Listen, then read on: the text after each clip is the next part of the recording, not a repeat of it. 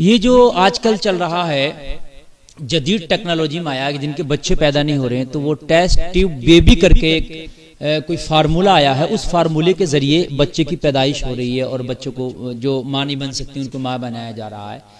Test tube baby एक ही formula है, क्या ये जायज़ है क्या है? तो इसके बारे में आपको बताना चाहूँगा, ये बिल्कुल जायज़ नहीं है।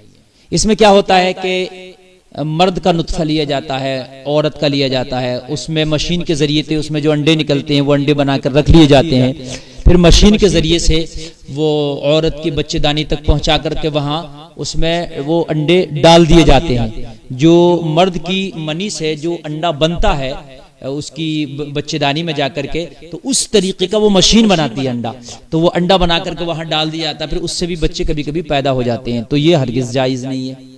इस तरीके से टेस्ट ट्यूब बेबी के जरिए बच्चे की पैदाइश करना ये जायज़ नहीं है। कभी कभी बसा औकात ऐसा भी होता है कि मर्द के अंदर वो कीटाणु कम है जिनसे कि बच्चा पैदा होता है, तो औरत का लिया नुत्फा और फिर वो किसी गैर मर्द का ले लिया जिसके अंदर ही कीटाणु पाए जाते हैं, फिर उन्होंने मिक्स करके और उससे वो बना करके अंडा बना करके फिर वो औरत के बच्चेदानी में डाला जाता है।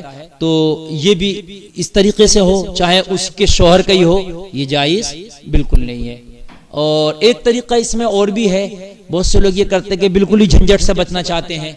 बहुत अमीर किस्म के लोग होते हैं, खासकर इसमें फिल्मी स्टार वगैरह ज्यादा मुलव्विज होते हैं, वो इन तकलीफों से बचना चाहते हैं। उन्होंने मर्द ने और बीवी ने, शोहर और बीवी ने दोनों ने अपने नुत्फे निकाले और दे दिए डॉक्टर को।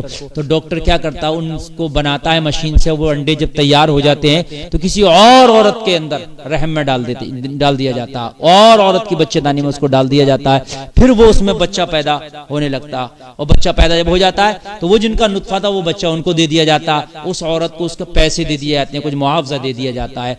तो वो उनका मानना यह है कि है तो हमारे ही नुत्फे से, हमारे ही खून से है, तो हमारा ही बच्चा हुआ। तो ये भी जायज़ हर किस्म किसी किस्म से, ये जायज़ किसी तरह से नहीं हो सकता, ये भी जायज़ नहीं है। तो टेस्ट ट्यूब बेबी का जो ये फार्मूला चला है इसको उलमा मना करते हैं और ये नाजायज़ है, इससे बचें। अगर अल्लाह ने चाहा और आपकी किस्मत में लिखा है तो अल्लाह वैसे ही दे देगा।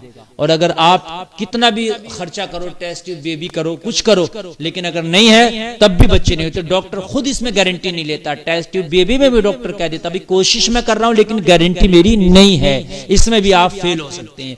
तो जब उसमें फेल भी हो सकते हैं और जायज़ भी नहीं है तो फिर क्यों टेस्ट ट्यूब बेबी कराना?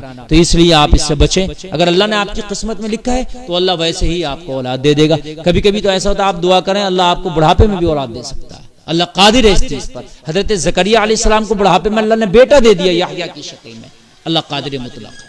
अल्लाह शरीयत पर अमल की तौफीक अता फरमाए।